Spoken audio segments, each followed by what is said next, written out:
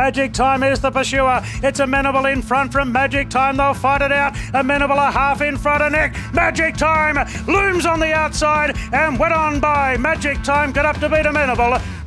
Welcome to Bet Doctor, behind the curtain look at how pro punters operate. I'm your host, Scoot. I've got JW with me. He's Mr. Moneybags after last week. Saw him like beach balls. He's up and about. Mate, I had the ATO on the phone at 9 a.m. Monday. I'm gone again. Absolutely cast. We need another Magic Time. Please, somebody give me a Magic Time. It's Magic Time down in Victoria. The Bulls only a few sleeps away, and DK's fresh legs down there. How are you, brother? Yeah, we're all right. Yeah, the bull weather's kicked in. We had some couple of beautiful days early in the week. We knew it was the end of it though, but the bull weather's well and truly here. But no, rather than battling peak hour traffic like we normally do getting in Nico, we just cruised in this morning. Happy days, public holiday. So yeah, we're up and about here. How are you, buddy? I'm well, thanks, DK. Yeah, up and about. Big weekend coming up, and then the bull. We might have a few runners down at the bull, so looking forward to it. Yeah, what's happened here, Nico? What's happened here? What's he got the injury? Nico's got the injury, the footy injury. Did you belt someone? What's happened here? I wish. No, I don't even know what I did, but I did break this arm a few years ago, and I think I've just re-aggravated it. So, I'm not flying, but we're going to be peaking for next Thursday, I think. Lovely. Speaking of re-aggravating, and one of the old kings of the bull, DK Weir's been cleared of corrupting races charges, so he would probably move a step further or closer to getting his licence back, which is interesting. And another little side plots for some Victorian trainers. They've been charged over a breast cancer drug. So I think there's about 5 or half a dozen there. Nico, your old man's in the horse training game. What's he thinking about this breast cancer drug stuff? Can you say anything about it, or do you know anything about it? It seems bloody weird. To my limited knowledge, it's mostly dealt with in mares, from what I was sort of reading up and talking to him about, and a few of them have tested positive with gelding. So yeah, it seems a bit odd. I saw a few of the trainers saying that they don't even know where it's come from either. So there's been a few positives like that recently as well. So who knows? The whole thing's very, very odd. The trainers involved is very odd. The group of trainers, the spread of them, and then the fact that happened over that period of 2 months, February to April last year, nothing before, nothing since. So I mean, it's just very, very odd, the whole thing. So anyway, it took so long to get the investigation. They all put submissions in, and the MRV's still gone ahead and charged them all. So they've got cases to answer. It'll be very interesting to see where it goes. Fascinating. There's one runner that went through a brick wall at Flemington the day it won. I think it was on the 11th of March. So who knows? Where this is going to land, but it's fascinating, and none of it really makes a lot of sense. Tell you, for the Twitter followers out there, Mitchell Beer might have to pull his socks up. There's a new king in town, and his name's Tony Otto Bray. He's jumped on the Twitter sphere, and he started to just take shots. Oh, it's like he's riding shotgun in a car, and he's got the pump action shotgun. He's spraying anyone that sort of comes into his path. It's pretty refreshing. It's pretty exciting. He gave J-Mac a bit of a clip about being beaten by an Irish jumps jockey. He's got more balls than you, and he's followed up with some hilarious tweets. So I think Tony Otto Bray's a must follow on the Twitter sphere, and look out Mitchell Beer. He could be the number one seed in the next couple of months. What do you think of it, Walt? It's good for racing, isn't it? Yeah. He probably had high tackle a bit early, but if he toned it down 5%, it probably was good. He probably could have sucked J-Mac into replying, and maybe it would have been even better. But it's always refreshing and good to see people that are willing to. They're in that.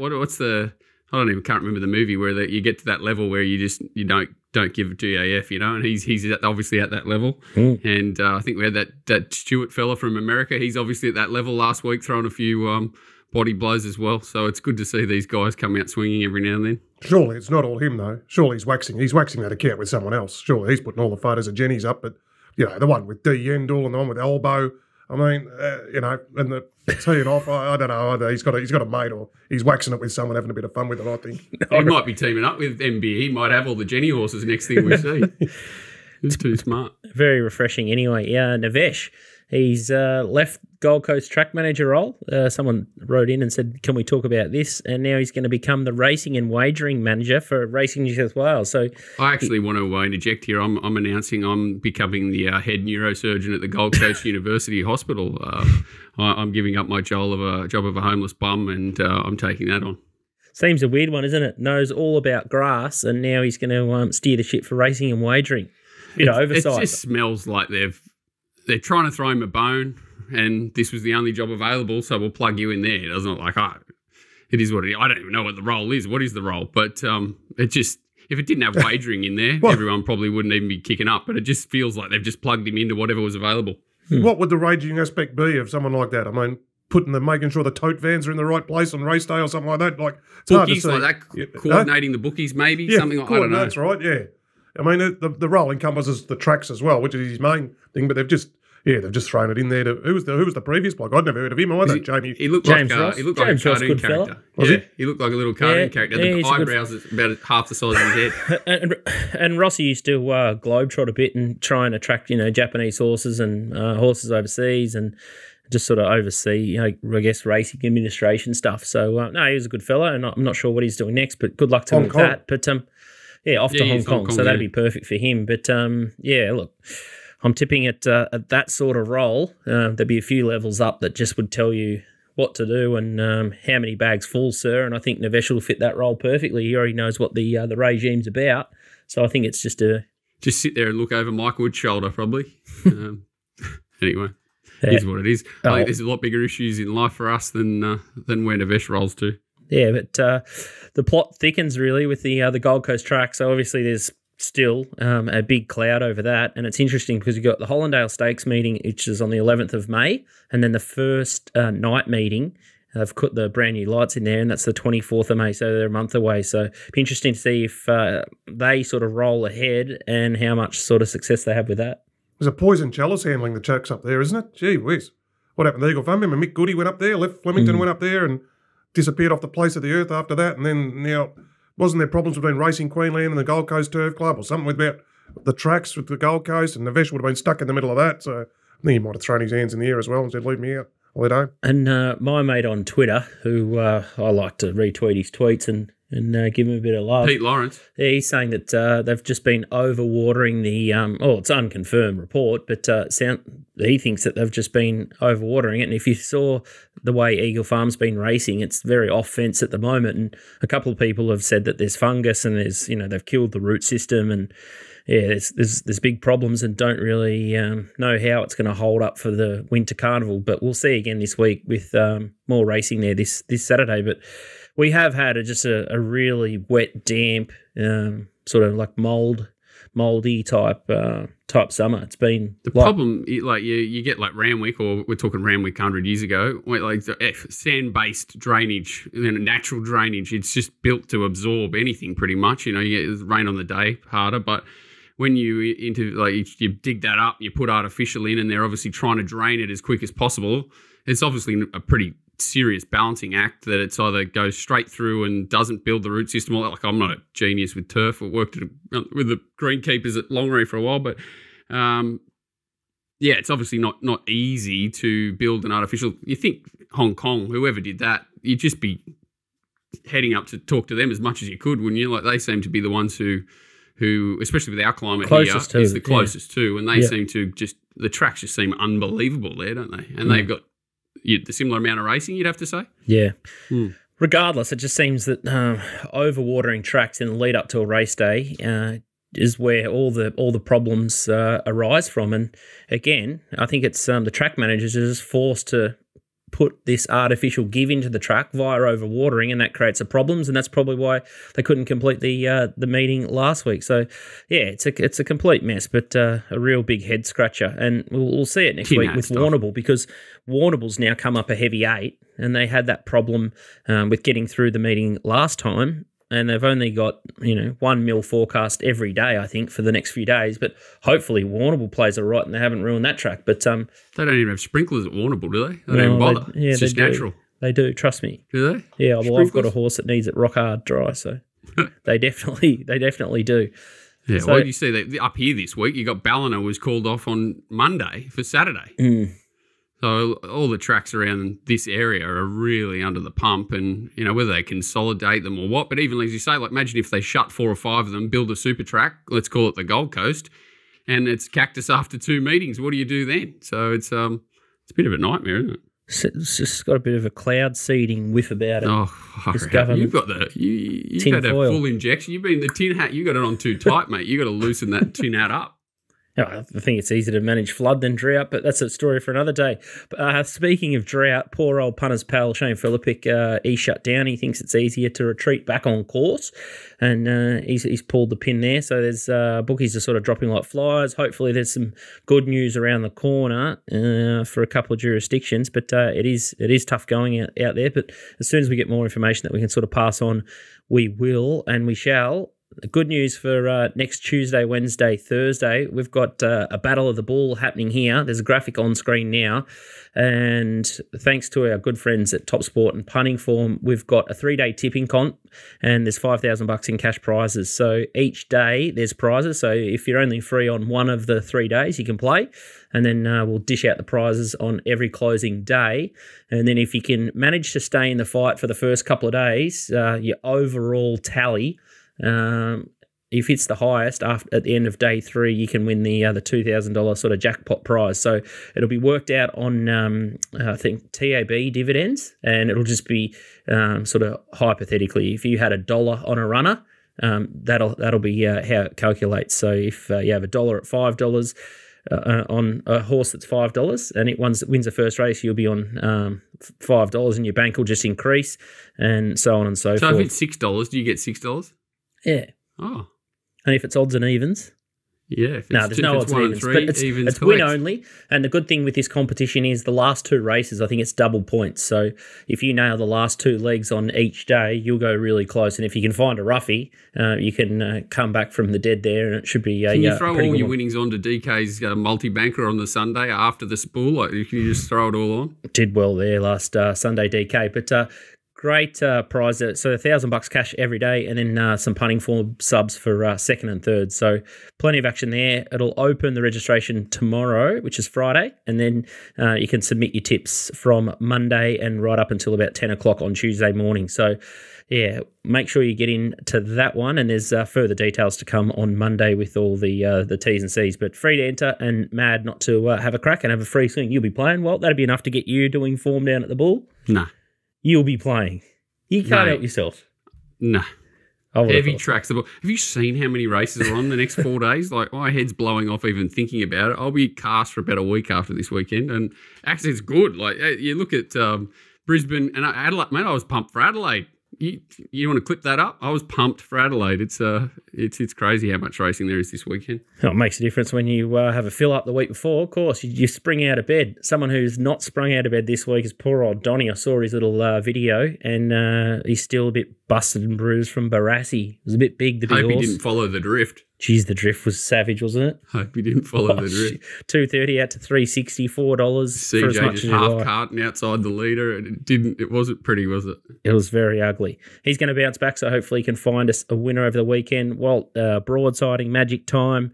The pants came off on the kick channel, so you might have to up the rating to X. Nico, I tell you what, Bellinger at $10, gee, it just dived late, didn't it? Just had to get the right run. Just couldn't get that on the back of the winner, Talbrugger, and then that was it. So yeah, he flew late. I don't know about Rip Raw. DK was potting it. Asghari was potting it. And once I sort of heard you boys talk about it, I was like, oh, I'm off here. And I think he's just a wet tracker off what we saw on Saturday. He didn't go a yard on the good track. So hopefully bounce back on Saturday. And looks a good card out at Caulfield. Looks like hopefully a bit of a point and shoot straight day. So hopefully we find a few winners. Yeah, I got Amelia's dual beat in the Quokka. Bjorn just too good. JP went like a Learjet overpass. Thought the ride was unbelievable from D Lane, and it'll be interesting to see how Annabelle handles Amelia's duel going forward. So it'll be Lane off, and it'll be Ryan Maloney or Chad Schofield on. Walt. Pass. Pass. Hard pass. Adelaide features this week. I'm going to have a quick look at those. One looks super tricky, and another one I'm going to finally jump on a horse that's not really one of mine. So, cracking racing at Morphettville on Saturday, and if it wasn't a public holiday, I would have got the bagman back on the show. So we might get him back on the show in the next couple of weeks. TopSport Steam, Bustling was a fill-up.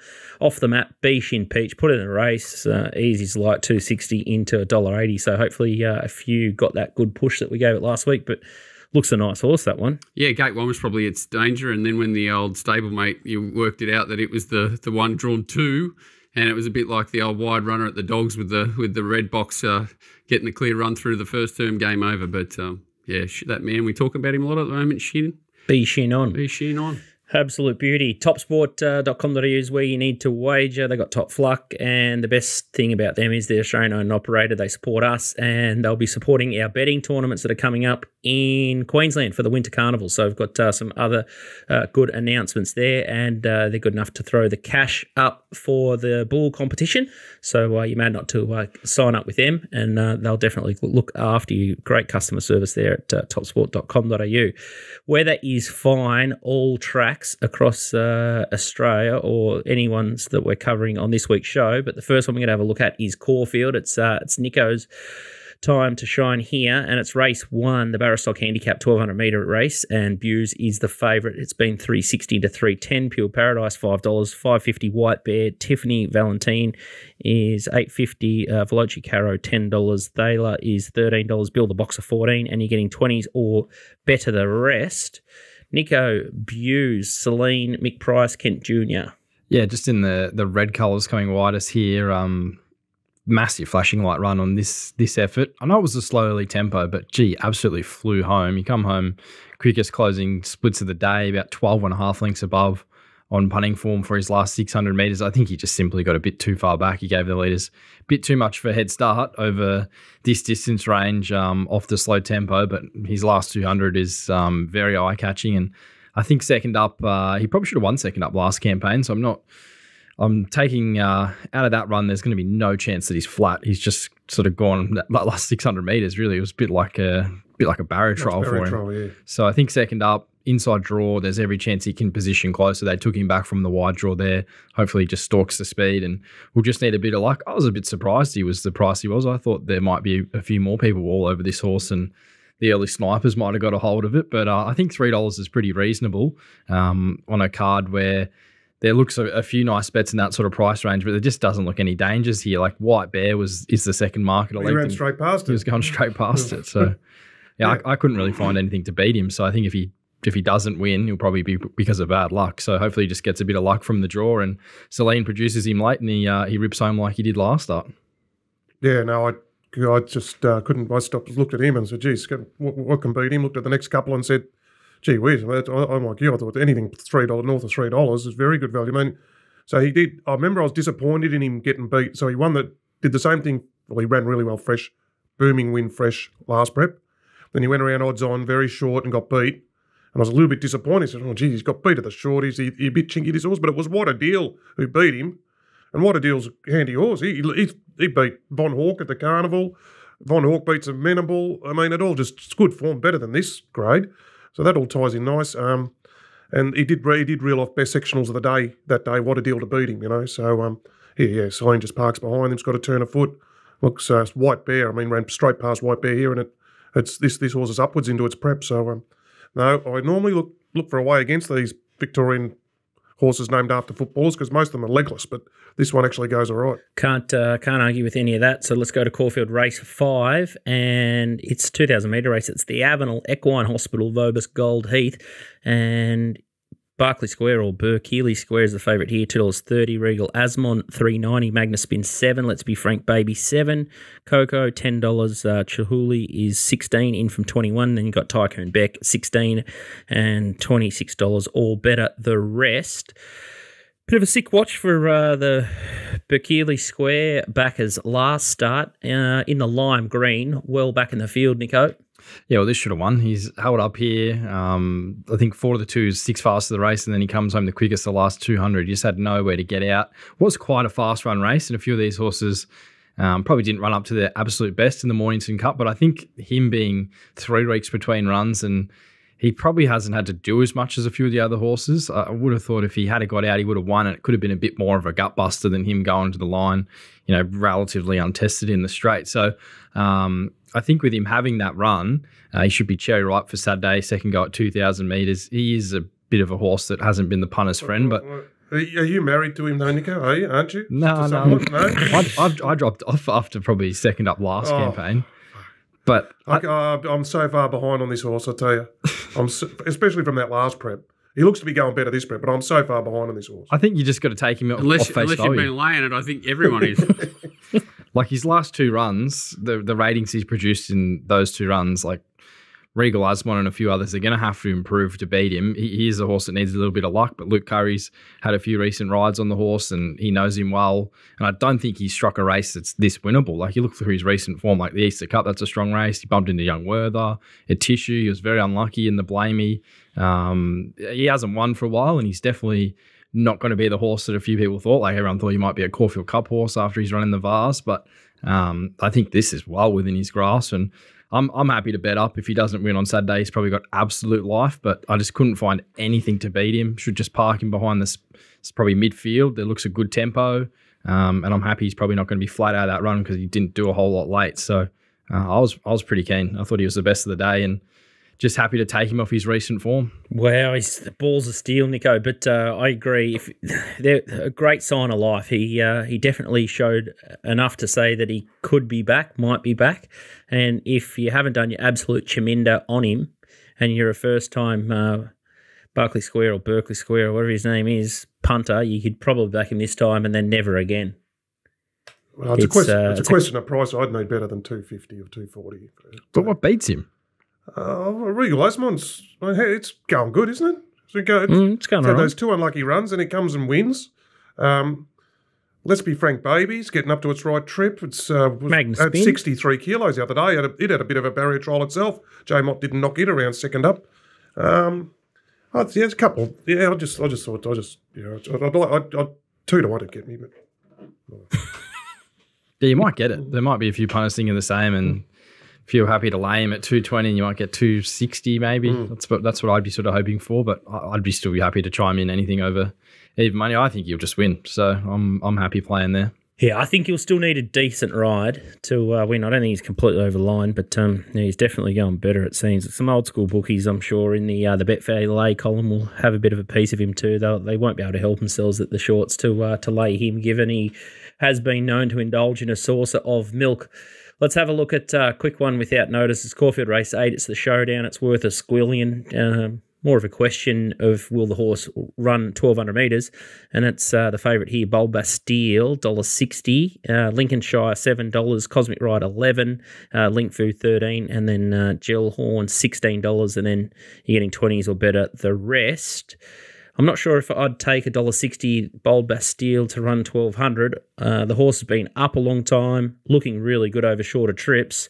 I thought Lincolnshire did a good job to beat the Adelaide horse and was good on the trip away, Caravas. I thought it was if I had a free bet in the race, I'd probably take it at $7, and any extra market support would interest me. But any thoughts down there in Melbourne? Hard horse to assess, Bold Bastille. I think she's got a lot of class on her rivals, but the 1,200 is a genuine question mark.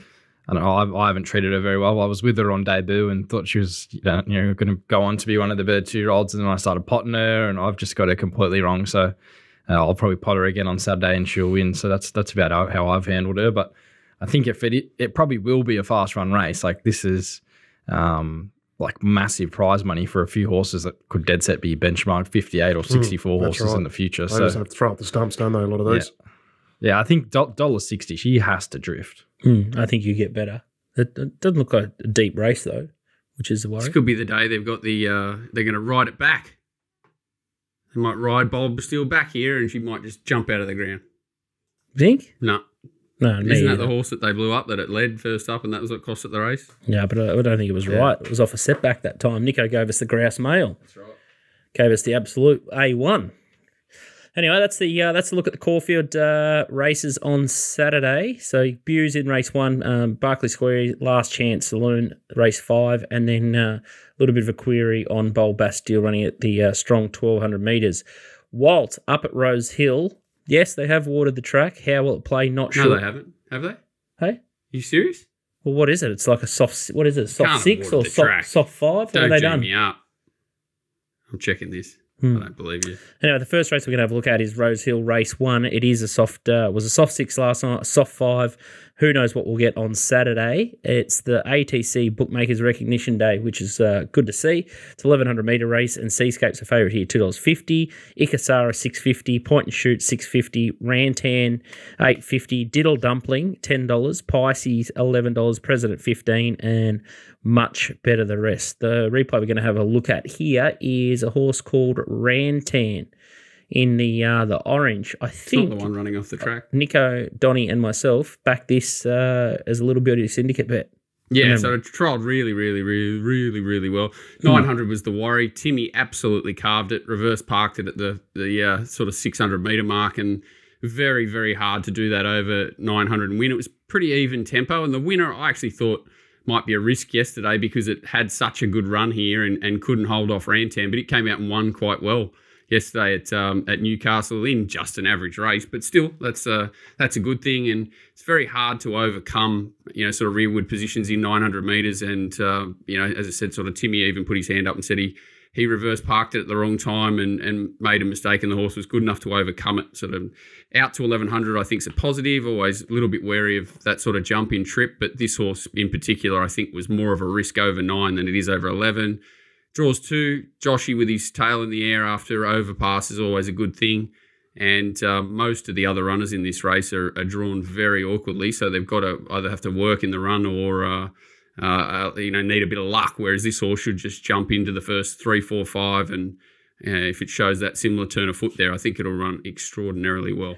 Horse that you stuck up for at giant odds last start was Diddle Dumpling. It's probably soured by barrier 14 here, $10 chance. Reggie on. No, 150 to 1, but yeah, it still ran very well there. And what was it, beaten a length and a half by Anisa, Lady Cabalot. Yeah, that form's got to be very good. The Waterhouse horse actually, if you're watching the trials, trialled against Rantan and then came out. This is Ikasara, came out and trialled and led and won a trial quite well. But it's a bit of a weird Waterhouse horse where it doesn't have that exceptional natural gate speed, which most of them show in the trials. So this horse did lead its last trial, but drew 1 and sort of was jammed up to do so. If it gets across, it's dangerous with sort of Diddle Dumpling and they sort of get across together. I don't want to let it beat me at sort of 10 or 12 to 1 Diddle Dumpling, but maybe that was its race. 1,200 back to 11. It is going to be dangerous. If it sort of lobs outside leader, it's probably the one that gets a length clear and you're going to have to run down, I'd say. The other scary horse was Björn's horse, Point and Shoot. Poor old Schumacher. I think she must have fallen for the old Chris Waller wants to book you for 6 or 7 runners here, and you've got to take them all or nothing, because she trialled it a couple of times, and I see she's on a Waller runner here and a couple other races. She's on other horses that you wouldn't expect her to be on in the races. So I wouldn't be taking that as Rachel's jumped off it. I think it's trialled well enough to run well.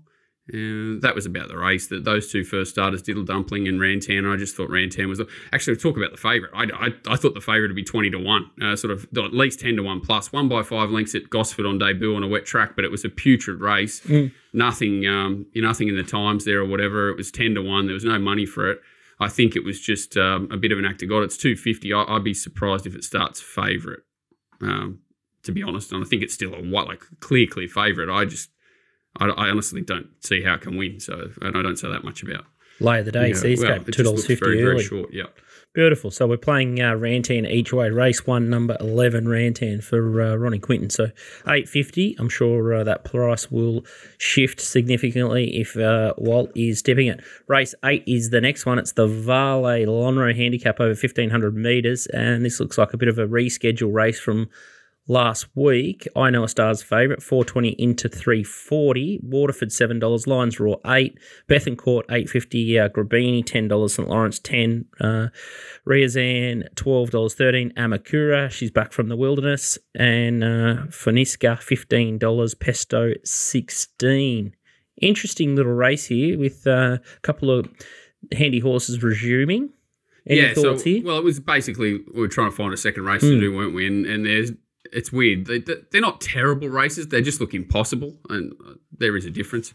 But, this race is very tough. 9 runners first up, as you said.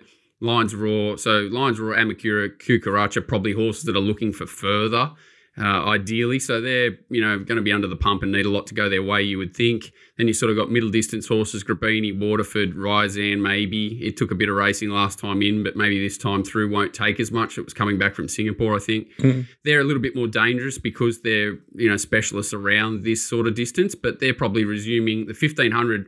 Maybe they're sort of 1,300 resuming dangerous. 15's probably as far as they want. And then you got this horse down the bottom, it's called Faniska or something, which is a horse that Yulong have bought and sent to Waller. So there's a lot of queries there. And then you got Jimmy Star, who logs here 50 days between runs since, I think, the Hunter or the Newcastle Newmarket Stakes or whatever it was. Whatever that race was. And I don't think it's trialled publicly. The old Kieran Ma, it's probably been in the hyperbaric down there for a while. And who knows what he's going to produce. Yeah, which one has? Jimmy Star. It's scratched. Scratched. Oh, my God. So that makes the race even more impossible. I know a Star has Nisbet on it. It's one of these runners I was talking about where you'd expect Rachel King to be on it for sure, and she's not. So, that I actually was going to default to Jimmy Star as, if it's alive, probably just wins. Now, cat amongst the pigeons. It's I actually don't even have an opinion. You flattened me here. You flattened me. You flattened me. I didn't really have a second pick because it looks a lottery. Bethencourt went like a rocket first up, but that was on a heavy track. It won't get that on Saturday. Should get a dry deck unless they do get the watering cans out, which they haven't, according to the website. Top's trying to scare me. A bit of rain, that's about it. So, it's just a race to be treating with absolute caution. Now, there's not a lot of speed either. So maybe Nisbet, she's now next, she's a Sky Channel expert now too, isn't she? Yeah, Caleb. So is she allowed to tip in a race that she's riding in? I don't know. Anyway, only that was in just New a left South field Wales. one. Is she allowed to? How can you be working for Sky Channel and riding? We've cast this race. You've killed me. Borko, delete the race. Be interesting to see if Amakura goes. I assume it's going to go Hollandale, and then like a Hollandale Stakes next. Where does it go? It has to be going to Queensland. This horse. It has to be, and there's a few runners like. But it's off a massive layoff. Yes. Well, is it only 168 days? Is that right? That's a lot. It's not a lot. That's a normal spell. It's enough. I think. It looks like it's been targeted at Queensland. There's a few runners that are weird. Like you see Skybird sort of just popping up at a weird time. Adelaide. Yeah, and then maybe up to Brisbane too. I assume that a lot of these mares target that last Group 1 of the season, that Tats Tiara or whatever it is. So, I don't know. I don't know where... it's not targeting the Tats Tiara, Amakura. But, it's a stepping stone race for a majority of this field, but they have the quality to pop up, so it's a dead set nightmare. I think a lot of trainers you see like Without a Fight and those sort of horses, they're liking the setup of getting that horse up and going, and then a shorter break, and then they don't bouncing mind leaving leaving them up there for a little break, and then into the spring. I think it's definitely proven as even the 2-year-old sort of JJ Atkins and stuff. It's interesting. He's doing some weird things, isn't he? But especially in it's probably a better scenario than gutting your horse on all these wet bottomless tracks in Sydney Autumn. Unless you're targeting those races specifically, it's a good way to knock your horse around. Definitely a nice place to leave them to develop if they're in that part of their career too, sort of 2, 3, 4-year-olds where they're still maturing. Beautiful. Nico, any interest in that race? Oh, I thought Flying Crazy had some excuses in his runs in Melbourne, and if it is a bit of a lottery race, he might be able to pull out a run, but he is big odds there, so probably a reflection of his class. But yeah, if Walt's saying it's up for grabs, I thought he had excuses first up. He's a little bit plain last up, but it wasn't a Group 3, so he might be one at crazy odds that could figure. For sure. Third up, whereas most of these aren't. Like, that's the sort of runner you're looking for. I was at 18 Gates, going to be difficult, but you're getting odds to compensate. It's definitely the sort of horse, and doesn't, wants it firmer. Plenty of ticks there at big odds. I think we backed him in either the first or second up run many bets ago, but yeah, the horse is going pretty good. But yeah, the wide draw sort of turns me off a bit there, and just knowing how the stable sort of operates. All right, so Rantan is the best play for Walt. Sounds like he's pretty confident and a great price to play each way, which is good. Racingwatch.com.au for more of his stuff, and he's obviously got the Telegram and the Discord channel, and the Kickstream is still kicking after the carnival. Yeah, no, I'll keep going. Why not? It's good every fun. Saturday. It's good fun. Yep. It's good fun. The Monday things are good too. Anyone who wants to come in there and abuse me, the reviews and stuff, ask questions, it's sort of building a bit of momentum, as in people coming out of their shells and asking stuff, which is always good. Beauty. All right, the next venue we're going to have a look at here is Morphettville. Race 7 is the first one. It's the Australasian Oaks, over 2,000 metres, and market only here. There's just so many colliding form lines here. Wings of Song, bolted in last start, 550. Nico's horse, Vibrant Sun, 550. Coco Sun, $6, Quickster $8.50, Concello $8.50, Pulchredunius or Dunius $9, Queen of Dragons $9, Molly Knickers $17. I'm surprised I've gone on there. The Autumn Bell $21, Quali Al Fasara $26, Positivity $31, Private Legacy $31, Into You $31, Sarasana $41, and then hundreds or better the rest. How did you say the top one? I missed it. Pulchredunius. Pull yourself off in a bush. Is that what it's called? Nice. It's a tricky one, that one, but the horse is not too bad. Gaybot horse, Timmy On, New Zealand Oaks winner. Yeah, he had the choice to stay in Sydney, and he would probably would have got a good book there, and he spun it around in a trial. I think Winona's gone down to give it a bit of work this morning, and the trial looked a little bit plain, but when you sort of add it all up, I don't think No Blinkers there.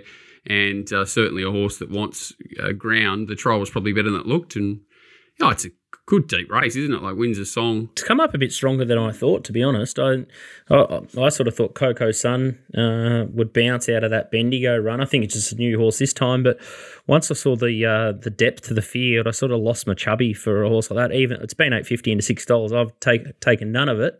But, I thought Concello was a horse that would just go to a South Australian Oaks and shit in, and I'm of the same opinion. I was like, hang on. Even Queen of Dragons, the Quickster was certainly good behind Windsor Song. Windsor Song just dragged it the whole way. There, she did all the work on the back of it. I do think Concello will run very well. So it's a really decent edition of the Australasian Oaks. SA Oaks boys down in Melbourne. I thought Wings of Songs hard to knock. Like, she's just absolutely flying. The trial in between runs was good. She was there to win last start. She'd probably only improve from that run the way Paddy trains, and just should get a nice cart just in behind the speed again. Looks a solid tempo, and she'll be strong late. So I couldn't really knock her. Going back to one of the summer girlfriends when she was racing in Tasmania. Flying. She's had just a sensational prep, and probably deserves a big win at the end. Vibrant Sun, I think, is the best horse. She's only third up though in the Oaks. Like, a few of the others might have a little bit more seasoning. So I was probably happy to look at Wings of Song, and think she'll be running up to her best again, which is easily good enough to win. God, she trucked into it. She was just on double, triple wraps and put them away as easy as you like. Looked like it was sort of going to put half a length on them too, and put whatever was 2 or 3 and sort of built through the line. So if she can improve off that, she's very, very scary.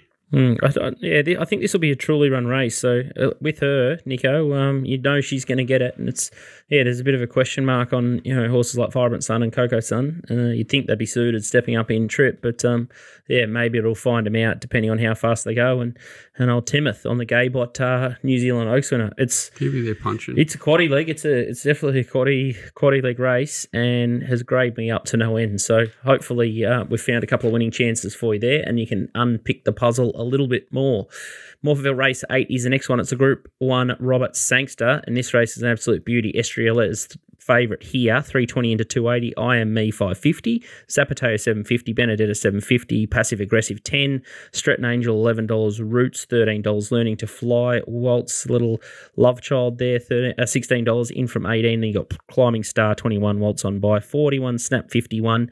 And that rounds out the major chances there. The replay I'm going to have a look at here, this is a horse that probably you boys tip a little bit more than myself, but I thought I Am Me was a great little run here. Mellon was sort of kind to it, but I like the way it sort of held on here. So it was sort of punching. I guess you can sort of do that at Moonee Valley over the 1,200 metres. And then you got a horse like Imperatrice and Bella Nipotina just in there outside it, and Johnny Rocker. Imperatrice went to that race.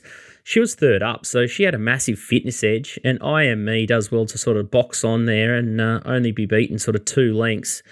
She's now got the typical 28 days between runs, and she drew on barrier 2 here. She's got Blake Shin, which is brilliant, and I don't mind in these 1,200 metre races like the Goodwood, obviously the Sangster, and just 1,200 metre races in general. I don't mind being on speed runner at Morphettville, and the way the track's been playing, I think you'd sort of want to be no worse than sort of midfield at the moment until a pattern presents otherwise. But she just looks like absolute set to peak here, and she'll just put herself right into the race, and I think gets in well under the conditions of the race. There's some horses that are absolutely flying. Obviously, Estrella could be just absolutely anything. How much work does she have to do from barrier 11 to get across is a bit of a question mark for me. And then back up to 1200, she looks brilliant up the straight, 1100 metres, where they sort of sit up a little bit. Not knocking her class. Benedetta, I think, is absolutely flying. Again, she has to go back up to 1,200 metres here, though. Horse like Roots is bloody scary, and another horse like Learning to Fly scares the pants off me outside the market as well. So I think it's great. It's D-Day for IME, and I thought at a price point, I'd probably lean to her over the 1,200 instead of the others, given her positive map position. And I just remember she was really good in the Rupert Clark, and she was good in the Manikato, and I think a really strong run, 1,200 metres, she'll just be up there and she'll be in the race a long, long way, I reckon. We go? Do you want to have a go? Estrella just wins. I don't think there's no speed. Considering the only thing that is scary is your Zapateo's IMEs are drawn soft to Stalker, but I just don't think it matters. And she just looks so untapped. It's crazy. I think Nico, she's no oil painting. She's a bit of a weird sort of blank canvas. He's got a few horses like this, Martha, to just showing so much raw talent, even though they don't really look that impressive to the eye. Another Will sort of a bit got a quirks, and this filly does too. But I agree. If she looked like she didn't have had a lot of speed under her, she might be a little bit more vulnerable. But I think she just sort of cruises across, sit outside lead, wherever she wants to be. She just she's just going through the field. She just looks to me, she's just the one. If Learning to Fly drew soft, but I didn't think it jumped out that great. Since I thought she looked a bit flat. I thought she maybe needs 1,400 and a little bit easier. And I am a huge fan, but Roots just draws wide. If it drew soft, it might sort of sneak runs and be hard to beat. I only think the only thing that can beat her for me is the pattern. If it's run on down the outside, she may be in trouble. But other than that, I think she'll win. Yeah, I didn't mind Learning to Fly. I thought the freshen up will suit her back to 1,200. The jump out, it was up. The back straight at Pakenham is uphill, so sometimes it looks like they can be going worse than what they actually are, given they're doing probably more work than what they would if they're coming into the home straight. So, I thought she could run a race. Just wish she drew a gate. If she had a drew 4 or 5, would have been really keen. They probably got to make a big decision from the wide draw whether they go forward or back. But I think she's good enough. Yeah, Estrella, she's very untapped. If she comes out and wins on Saturday, she's going to be having a big spring, and they're going to be, deliberating where they sort of head to. You'd think of if she wins on Saturday, she'd be a chance to get an Everest slot, and then get one. Sort of where do they take her from there? So, yeah, it's a fascinating race. Apateo and me, are they a bit beaten up? Like, are these progressive fillies have more upside? They potentially could be better. They've been going around a while in these sort of races. So, I was probably more looking at the fillies and thinking they're pretty deadly on Saturday. DK, any thoughts? No, Australia, was hard to beat. I thought it was passive aggressive because he said no speed. I thought it's one who's she back in. Obviously, I took all before her early doors and had that long break. 2 runs have been good back. Going to map in a race with not a lot of tempo. She's going to be up the front. So G Beg, the man of the moment after last week. So I thought passive aggressive could run a race. I thought if it came up soft, I think she just likes the edge off it. Passive aggressive for me personally, but G Beg, he is absolutely airborne at the moment. It's good to see. Seems like one of the good guys, and good to see him. All right, so boys, pretty keen on Estrella there from a class perspective. Price point sort of turns me off. Be interesting to see what the market does, but I'd rather lean with IME at the 550. But yeah, cracking race. Interesting. B Shin, can he not get the weight, or why would B Shin not be riding at 54.5? Is that the problem on Estrella? Yeah, I think it's a stretch. I didn't think Mark Zara could ride 54.5. To be fair, yeah, he can't. He's riding a half over. There you go. So I think it was 54 up to 54.5. So. Yeah, interesting. Yeah. But they did have a recent jump out, and Shin was on IME and Zara was on Australia, so it might have been a set play. Yeah, it might have been booked early, and from 1,000% experience, if you are booked by Dynamic Syndications, you will not be getting off that horse. So that may be the case also. Nico made the best play. What does Chad do from the gates? Probably, and the pattern will determine that too. I think if there's a sniff you can run on, they'll probably look for a backside. But if not, and it looks on speed, they've nearly got to throw their hands early, haven't they? And try and track, and get on the back of Australia straight out the gates. Yeah, it's a good race. Cracking race.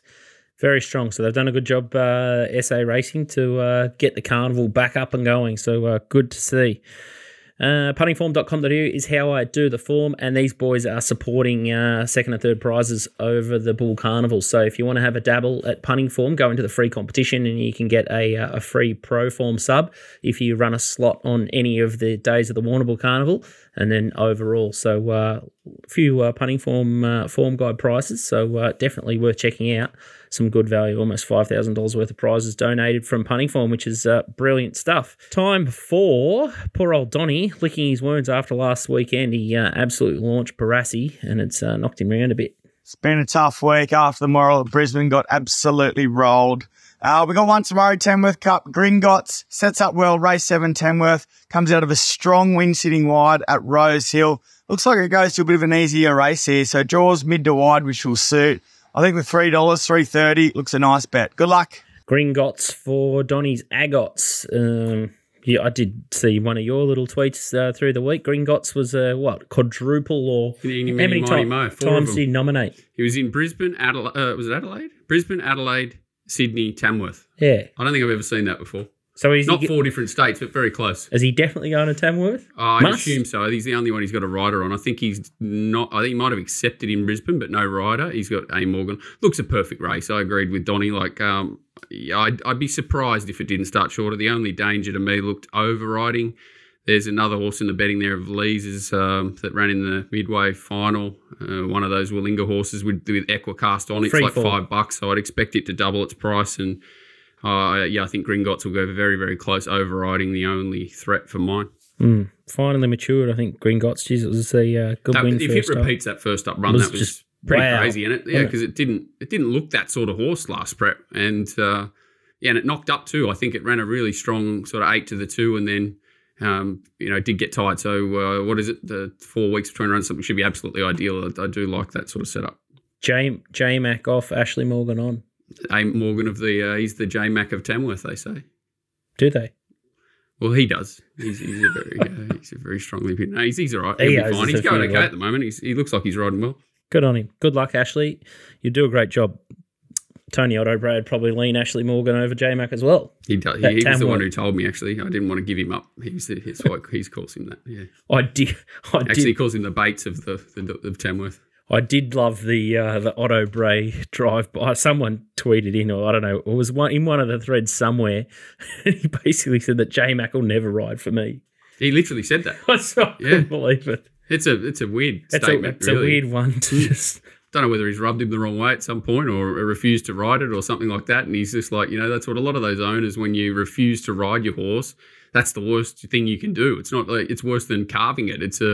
They're a strange crew, the owners sometimes. Strange jockey to bone, DK, I would have thought. Yeah, probably. But some like some of the old school like that. I remember old P Morgan. I'd say I'll put B Shin on. I mean, no, that's a wrong because he was good mates with B Shin, but someone like that. And he'd say, what's B Shin ever done for me? Has he ever ridden the Gallop? Has he ever ridden the Trial? No, I'll go put on R Wheeler. Like, they're loyal to the D Bates, you know what I mean? So they're loyal to this, because they've got the big names. It doesn't mean that they've never done anything for me. They've, so some of the old school are still like that. It can be anything, can't it? It can be they could just have been riding in a race and laughed off one of their horses as a chance or something, and they hold on to it for the rest of their life. Yeah.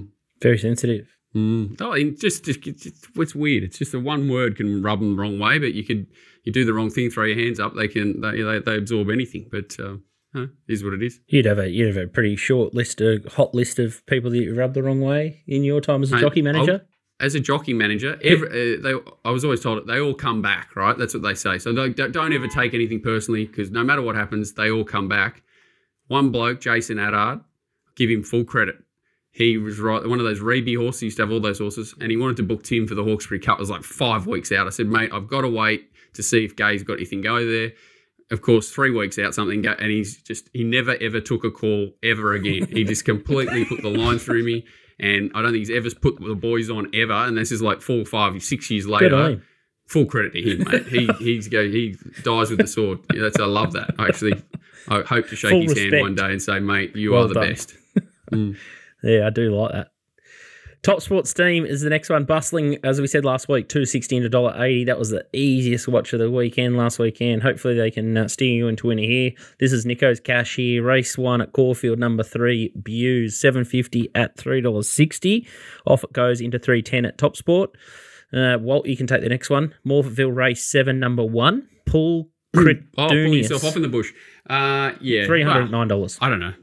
I honestly don't know. I think everyone doesn't know how it'll, but a fast run race will suit it. And blinkers on, Timmy. Bit of couple of weeks of Waterhouse polish. Who knows? It'll run well.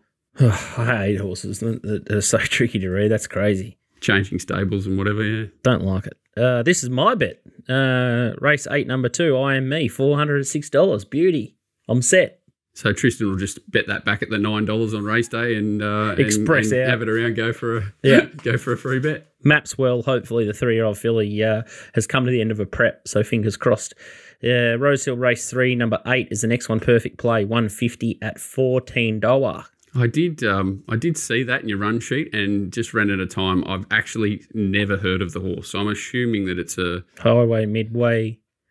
Is it? Oh, I've got no idea. 1,500 metre race. It's the Philip Pacone Rhythm of Love. It must be Unusual an Legacy import or something. Green What is it? Shadows. I've never heard of the horse. Annabelle. Perfect play, Annabelle. Okay, so I don't know. Where's Yeah. it been running at? Great Britain Ascot. Ascot, yeah. So, no, I honestly have got no clue. Zach Lloyd, gate 12. But I want to be good around Rosehill to be winning from out there. 14 into 950. Very honest horse, the favourite, and Green Shadows went like a rocket the other day. Unusual Legacy's a weird one. You know, the horse that got a bit of a barrier trial its first start, and then now they put McChicken on it. I thought that was strange. It's a tricky race, but where there's smoke, there's fire. That's an interesting bet because she has had a couple of those imports. I know she gets thousands of them, but she's dropped a couple of 20-1 bombs first time out. Yeah. Outstanding stuff. All right. Plenty of meat on the bone there. DK. Hang on, I've got to get my pen What's ready, wrong? DK. A few little trumpets last week. The Get Out Stakes, it was a beauty. Nova Lights at Bendigo. Nick Tedeschi in the Cronulla Sharks. He got a lot of people out of hot water last week on the Rugby League. DK, what are you going to do this week? This week, it's a follow that horse too. Nova Lights will be winning in town. I assume they take it to the midweeks, but it absolutely pissed in. So it's a handy horse, that horse. I'm very skinny this week, and there's no Pakenham tonight with Anzac Day. I had a look at Ararat tomorrow. It's an ordinary meeting, so I've got a feeling very icky venturing back to Cranbourne on a Friday night, because that's all there is. But anyway, there's one there. And this is old mate too, Trent. What is it? Race 2, number 4, Night People. Went all right first prep. Showed some mobility. Race greenly. Kicked off at 1,100 first prep. Had a couple of 1,100 runs. Got up to 1,400. Ran well. So it's ticked it resumes tonight at 1,400. So I like that. So he's got a better handle on the horse in their second prep. Sort of tend to first look for horses in their second prep because that trainer's got a better handle on them and they should have matured. This has trialled up really well. Froggy, it's got early speed. He might jump on the bunny here and Jam it. say see you later. Kookie's limited. Kookie's not much good, well exposed. The Mar horse is probably it'll be running on, but you run on at Sandown, then you take it to a greyhound track around Cranbourne for a horse that hasn't got any early speed, so it'll be giving Night People a start and the moody first starters. I mean, it's taken 18 months to get to the races.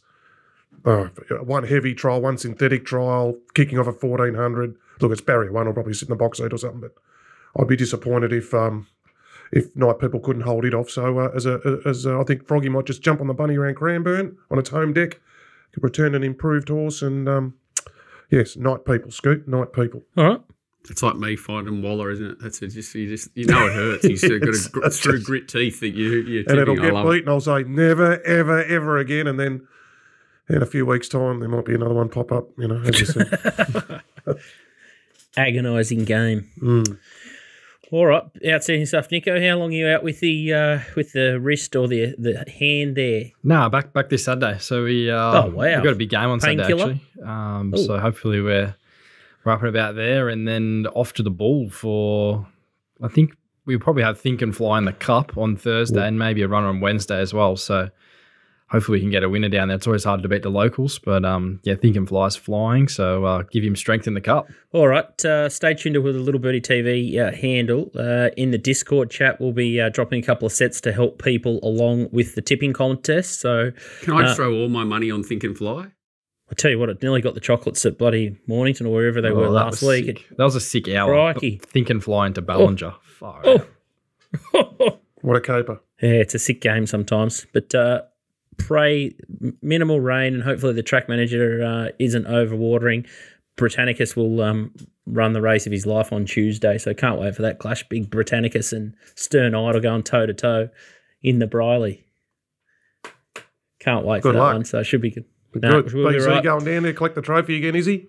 Well, there'll be a few of the rat bags down there, so look out if he gets the chocolates because they'll be off. That's that joint shenanigans or whatever they get to, the Betfed shows on the Tuesday night or whatever it is.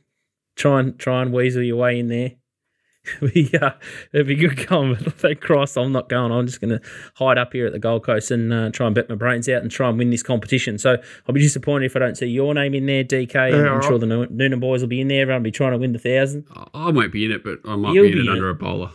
You'll be in it. Jay Walter will be in it. Beck Walter might make a run at it. Outstanding.